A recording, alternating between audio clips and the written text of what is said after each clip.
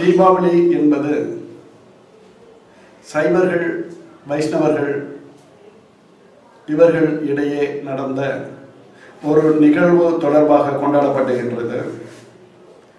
நம் வீட்டில் அனைவரும் சேர்ந்து இருந்து இதனை கொண்டாட வேண்டும் என்று நாம் அனைவரும் எண்ணி இதுவரை நாம் கொண்டாடி வருகின்றோம். ஒரு சில சமயங்களில் நாம் கிடத்து தவளையாகவே இருந்து கொண்டு இது நம் வீட்டில் அல்லது நம் ஊரில் மட்டும் வைத்து செய்வதால் மற்ற இடங்களில் என்ன செய்கிறார்கள் என்பது தெரியாது.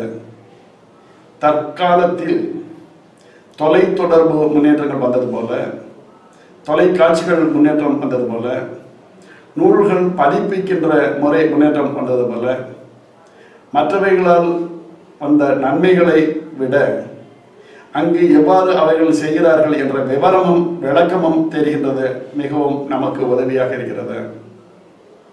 கடந்த சில ஆண்டுகளாக கல்கத்தாவில் தீபாவளி எவ்வாறு கொண்டாடுகிறார்கள், டெல்லியில் எவ்வாறு தீபாவளி கொண்டாடுகிறார்கள், குஜராத்தில் எவ்வாறு தீபாவளி கொண்டாடுகிறார்கள், ஆந்திராவில் எவ்வாறு தீபாவளி கொண்டாடுகிறார்கள் என்றெல்லாம் அந்தந்த இடங்களில் இருந்தே அடியேன் தீபாவளியை கொண்டாடி வருகின்றேன். குஜராத்தில் தீபாவளி என்பதற்கு ஒரு மாதம் விடுமுறை தருகிறார்கள். இங்கெல்லாம் கிறிஸ்மஸுக்கு தருகின்றோம், அங்கே தீபாவளிக்கு தருகிறார்கள். நாம் பழைய ஆங்கிலத்தினுடைய அடிமையாக இருந்ததால் கிறிஸ்மஸுக்கும் நியூ இயர் என்று சொல்வதற்கு புத்தாண்டிற்கும் தருகிறோம். அவர்கள் தீபாவளி என்று கொண்டாடுகிறதற்கு ஒரு மாதம் விடுமுறை தருகிறார்கள். குறிப்பாக இங்கே நியூ இயர் என்பதை ஒட்டி வண்ண விளக்குகளால் அலங்காரம் பண்ணுவது போல அங்கே தீபாவளிக்கு அவர்கள் மின் விளக்குகளால் அலங்காரம் பண்ணுகிறார்கள். சிறிய சிறிய குடிசை வீடுகள் கூட மின் அலங்காரங்கள் செய்து வழிபடுகிறார்கள். தீபாவளி அன்று சிவன் அடியாராகிய ராவணனை வைஷ்ணவத்தின் தலைவராகிய ராமர் கொன்றார் என்பது தான் வழிபாடாக வட இந்தியர்களில் டெல்லி பக்கங்களில் எல்லாம் கொண்டாடுகிறார்கள். தமிழ்நாட்டில் அந்த வழிபாடே இல்லாமல் இருந்தது. இங்கே தீப வழிபாடு என்றுதான் இருந்தது. பிற்காலத்தில் அந்த வழிபாடும் இந்த வழிபாடும் சேர்ந்து என்ன அர்த்தம் என்று தெரியாமலே நாமும் இன்று வரை தீபாவளியை புத்தாண்டாக நாம் கொண்டாடி வருகின்றோம். இந்துக்களில் என்று சொல்லும் பொழுது சைவர்கள் தனியாக, வைஷ்ணவர்கள் தனியாக இருந்தார்கள். அவர்கள் அவர்களுடைய மத தலைவர்கள் கூறிய பிரகாரம் அவர்கள் உயர்ந்தவர்கள் என காண்பிப்பதற்காகவே பல அவதாரங்களையும் பல விழாக்களையும் கொண்டாடி வருகிறார்கள். இதில் ஒன்று தீபாவளி என்பது அடியனுடைய தனிப்பட்ட கருத்து. அந்த தீபாவளியின் மறுநாள் அமாவாசையின் அன்று இந்த லட்சுமி வழிபாடு என்பது கொண்டாடப்படுகிறது. வட இந்தியர்கள் அனைத்தும், அங்கே இருக்கின்ற மார்வாடிகள் அனைவரும் தீபாவளியை கொண்டாடுவதை விட லட்சுமி வழிபாடை மிகவும் பெருமையாக கொண்டாடுகிறார்கள்.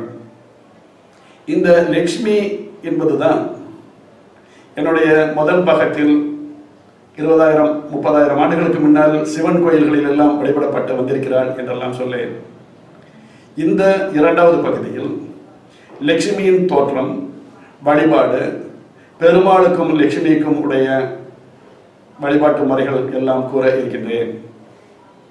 ஒவ்வொரு அவதாரங்களும் வைஷ்ணவத்தில் தனித்தனியாக இருந்தால் கூட ஒரே பெருமாளினுடைய அம்சம், ஒரே பரமாத்மானுடைய அம்சம், பரமாசிவனுடைய திருவிளையாடல்களால் ஒவ்வொரு அவதாரங்களாக எடுத்தார்கள் என்றெல்லாம் கூறப்படுகின்றது.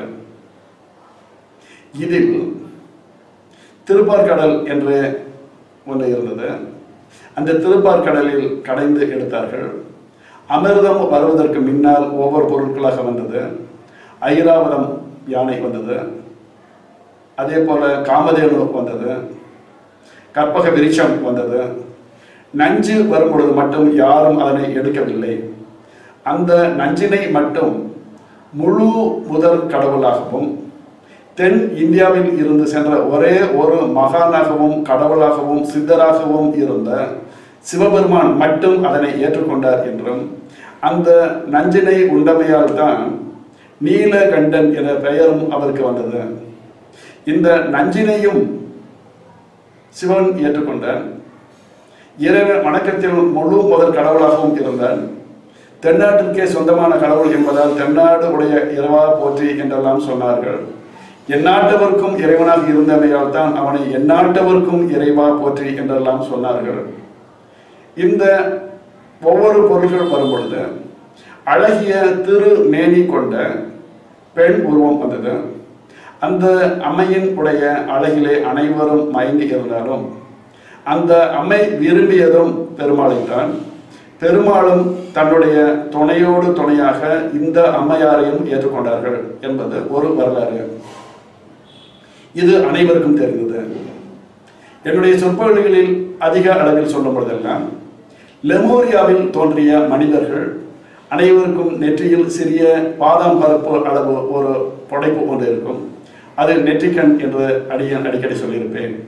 சிவனுக்கு மட்டும் அல்ல நெற்றிக்கண், அனைவருக்கும் இருந்தது என்றும் அடிக்கடி சொல்லியிருப்பேன்.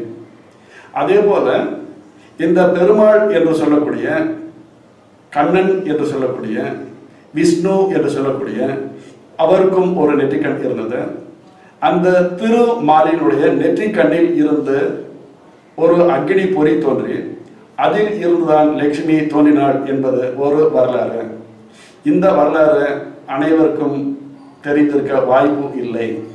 மூன்றாவது, இறைவனிடம் ஒரு சமயத்தில் இந்த லட்சுமி ஆனவள் ஊடல் கொண்டாள் என்றும், அந்த ஊடல் கொண்ட காரணத்தால் நீ பூலோகத்தில் மானிட பெண்ணாக பிறந்து நீ மானாக அவதாரம் எடுப்பாய் என்றார். அந்த நேரத்திலே பெருமாளும் மான் அவதாரம் எடுத்து இருவரும் மான் ரூபத்திலே இருந்தார்கள் என்பார்கள். லட்சுமிக்கு மான் என்ற அம்சத்தில் இருந்து தோன்றியவள் என்றும் ஒரு பொருள் உண்டு.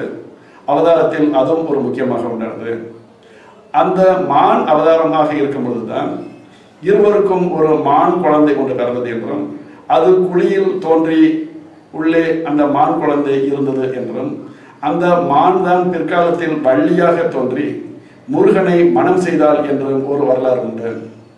இதன் காரணமாகத்தான் அந்த ஸ்ரீ தேவி என்று அழைக்கின்ற லட்சுமிக்கு முதலில் ஸ்ரீ மான் என்று அழைத்தார்கள். செல்வம் பொருந்தியவர்களை எல்லாம் ஸ்ரீமான் என்று அழைப்பதற்கு காரணமும் இதுதான். பலருக்கு இதுவரை ஸ்ரீமான் என்பதன் பொருளே தெரியாமல் இருந்திருக்கும். ஸ்ரீமான் என்பது லட்சுமி கடாட்சம் அல்லது லட்சுமி அருள் பெற்றவர் என்பது. நான் ஒரு முறை பேசும் பொழுது வாராகியா வராகியா என்று அனைவரும் என்னிடம் கேட்கிறார்கள். செப்பல் ஓசை என்று ஒன்று இருந்திருக்கிறது தமிழில், அதனால் அந்த வாராகி என்று அழைக்கிறார்கள். உண்மையில் வராகர் என்று சொல்லும் பொழுது வராகி என்றுதான் வரும் என்று தமிழ் படித்தவர்கள் கூறுவார்கள் என அடியன் கூறும் பொழுது இதனை அனைவரும் ஏற்றுக்கொண்டார்கள். அதே போல ஸ்ரீ மான் என்பதுதான் ஸ்ரீ மண் என்று தோன்றியது. ஸ்ரீ மண் நாராயணா என்றால் நாராயணனோடு நீ ஸ்ரீ மண் நீயும் இருக்கின்றாய் என்று செப்பலோசைக்காக ஸ்ரீ மண் என்று தோன்றியது. இந்த இரண்டு சுழி என்று சொல்லுவார்கள். இரண்டு சுழி போடும் பொழுது மான் என்று வந்தது. திரு மண் காப்பு என்பார்கள். நெற்றியில் போடுகின்ற மண் காப்பிற்கு ஸ்ரீ அந்த மண்ணில் தங்கியிருக்கின்றார், எனவே ஸ்ரீ மண் நாராயணா என்றும் அழைத்தார்கள். தமிழில் எந்த வார்த்தைக்காக இருந்தாலும் பலவேறு அர்த்தங்கள் இருக்கும். அதுவும் நல்ல வார்த்தைகளாக இருந்தால் பல நற்பொருட்களையும் தரும் என்பதற்கு எடுத்துக்காட்டாக இரண்டு சொல்லி போட்டாலும் அதே அர்த்தம்தான், மூன்று சொல்லி போட்டாலும் அதே அர்த்தம்தான். மூன்றாவதாக பூமி தோன்றிய பொழுது பூமிக்குள் முதலில் மண் தோன்றிய உடனே புல்லாகி பூண்டாகி மண்ணாகி மரமாகி என்றெல்லாம் பல தமிழ் சித்தர்கள் பாடுவது போல மண்ணில் முதலில் தோன்றிய புழு இனங்களில் பின்னர் பாம்பு இனம் தோன்றியது. அந்த பாம்புகளுடைய அரசனுக்கு மகளாக பூமியின் அடியே தோன்றியவள் நம் லக்ஷ்மி என்று ஒரு விளக்கமும் உண்டு, ஒரு புராணமும் அதை கூறுகிறது.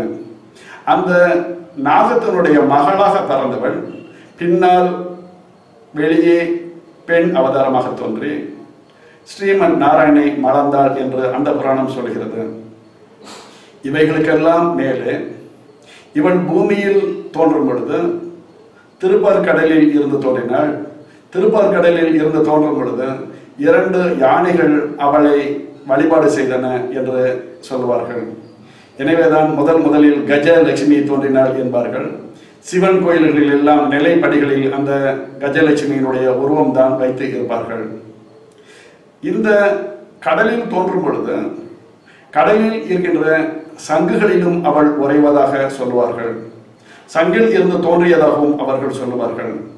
எனவேதான் அனைத்து கோயில்களிலும் சங்கினுடைய தீர்த்தத்தை வைத்து தெய்வங்களை வழிபாடு செய்வார்கள், அபிஷேகங்கள் பண்ணுவார்கள், நீராட்டு விழா செய்வார்கள். பெருமாளுடைய கைகளில் கூட சங்கு இருப்பதன் தத்துவம் அதுதான். ஒரு காலத்தில் அடியேன் அறிந்து பெரிய செல்வந்தர்கள் அனைவரும் வெற்றிலை பாக்கு போடுவார்கள். வெற்றிலையில் லட்சுமி உறைவதாகவும் சொல்லுவார்கள். லட்சுமிக்கு அபிஷேக பொருள்களாக செய்யும் பொழுது, அர்ச்சனை பொருள்களாக செய்யும் பொழுதெல்லாம் சங்கில் வைத்திருக்கின்ற நீரினை எடுத்து அபிஷேகம் பண்ணுவார்கள். வெற்றிலையால் அர்ச்சனை செய்வார்கள். அந்த வெற்றிலையோடு சுண்ணாம்பு என்ற பொருள் சேர்ப்பார்கள், பாக்கு என்ற பொருளையும் சேர்ப்பார்கள். அந்த சுண்ணாம்பு என்பது சங்கினால் செய்யப்பட்ட சங்கு பஸ்ப சுண்ணாம்பாக இருக்கும். இந்த சங்கு பஸ்ப சுண்ணாம்பையும் லக்ஷ்மியையும் பாக்கினையும் 3ம் சேரும் பொழுது மேலும் மேலும் மேலும் 3 மடங்கு லட்சுமி கடாட்சம் அவர்களுக்கு வரும் என்பார்கள். எனவேதான் பொருளாதார மேன்மையில் இருந்த ஒரு சில மட்டும் அந்த லட்சுமி கடாட்சத்திற்குரிய வெத்தலை பாக்குகளை போடுவார்கள். இன்றும் கூட சேட்டுகளிடம் அதிக அளவில் பொருள் மேன்மை இருப்பதற்கு முக்கிய காரணமே அவர்கள் போடுகின்ற ஒவ்வொரு நேர உணவிற்கு பின்னும் பீடா என்று சொல்லக்கூடிய சாதாரணமாக இருக்கின்ற சங்கு பஸ்பத்தினுடைய பஸ்பம், வெற்றிலை மற்றும் இனிப்பு பொருட்கள் சேர்ந்த ஸ்வீட் பீடா என்பதை போடுவார்கள். தற்பொழுதெல்லாம் மயக்க மருந்து தருகின்ற ஒரு சில பொருட்கள் வருகிறது. எனவே சிறிது எச்சரிக்கையாக இருந்து அவர்கள் போடுகின்ற ஸ்வீட் பீடாவை நாமும் போட்டுக்கொண்டு வந்தால் மிகவும் நமக்கும் அது பயன் உள்ளதாக இருக்கும். கண்டிப்பாக மேலும் மேலும் நாம் உயர்ந்த நிலைக்கு வருவதற்கு அதுவும் ஒரு காரணமாகும். இந்த வட இந்தியர்கள் எல்லாம் தீபாவளிக்கு மறுநாள் அந்த லட்சுமி பூஜையை மிக மிக சிறப்பாக கொண்டாடுகிறார்கள். நாமும் அதுபோல வணங்க வேண்டும். நாமும் பொருளாதார நிலைமையில் மேன்மை உற வேண்டும். நாம் ஆன்மீகத்தில் இருந்தால் கூட லட்சுமியினுடைய வசியம் என்று சொல்லக்கூடியதில் நாம் வர வேண்டும். ஒவ்வொரு நாளும் வில்வ இலைகளால் லட்சுமியை நாம் அர்ச்சனை செய்யலாம். வெற்றிலையால் நாம் அர்ச்சனை செய்யலாம். நெல்லி பற்றலால் நாம் அர்ச்சனை செய்யலாம். குறிப்பாக என்னுடைய சமீபத்தில் நான் வெளியிட்ட சூட்சும ரகசியம் என்ற நூலோடு ஒரு அன்பளிப்பு என்ற ஒரு சிறிய பை ஒன்றனை கொடுத்து அதில் லட்சுமியினுடைய உருவ சிலை வைத்து விபூதியால் 1000 முறை வழிபாடு செய்யப்பட்ட விபூதினை அதோடு தருவேன். அதுபோல் நெல்லி வற்றலால் அபிஷேகம் செய்யப்பட்டு அந்த நெல்லி வற்றலை அதோடு தந்தேன். ரிசர்வ் பேங்க் என்று சொல்லக்கூடிய வங்கியில் இருந்து வரப்பட்ட நாணயங்களை வைத்து புதியதாக எங்களுடைய கைகள் தான் முதலில் அந்த நாணயங்களிலேயே பட்டிருக்கும். அந்த நாணயங்களை மலராக எண்ணி லட்சுமி வழிபாடு செய்திருப்போம். இந்த நெல்லி வற்றலையும் அந்த விபூதியையும் அந்த நாணயத்தையும் ஒரு சிறிய பையாக வைத்து அந்த சூட்சும ரகசியம் என்ற புத்தகத்தோடு நீங்களும் லட்சுமி கடாட்சத்தோடு வாருங்கள் என்று அனைவருக்கும் அன்பாளிகளாக கொடுத்தேன். அந்த சிறிய பகட்டை வாங்கி கொண்டு வீட்டிலே தூப தீபம் காமிக்கும் பொழுது அவர்களுக்கும் பொருளாதார மேன்மை அதிக அளவில் வந்தது. அனைவரும் மகிழ்ச்சியோடு மிகவும் வாங்கினார்கள். இது நம் இந்திய மக்களுக்கு மட்டும் அதிக அளவில் அனுப்பப்பட்டது. வெளிநாடுகளில் இருந்து கேட்கின்ற அன்பர்களுக்கு அந்த நூலினை மட்டும்தான் அனுப்ப முடிந்ததே தவிர இந்த அன்பளிப்பு பாக்கெட்டினை எங்களால் அனுப்ப வைக்க முடியவில்லை. இந்த லட்சுமி நம் நாட்டிலே, குறிப்பாக தமிழ்நாட்டிலே, தாமரை மலர் மீது வீட்டிருப்பாள் என்று நாம் அடிக்கடி சொல்கின்றோம். இதே லட்சுமியினை காசி போன்ற வட மாநிலத்தார்கள் ஆந்தையின் மீது அமர்ந்திருப்பதாக கூறுகிறார்கள். ஆந்தையினுடைய இறகுகளை வீட்டு வழிபாட்டு அறையில் வைத்திருக்கிறார்கள். அந்த ஆந்தையினுடைய இறகுகளால் லட்சுமி படத்தினை விசிறுகிறார்கள். அந்த ஆந்தையினுடைய சக்தி வர வர அந்த லட்சுமி கடாட்சம் அதிக அளவில் அவர்களுக்கு வருகிறது என்று கூறுவார்கள்.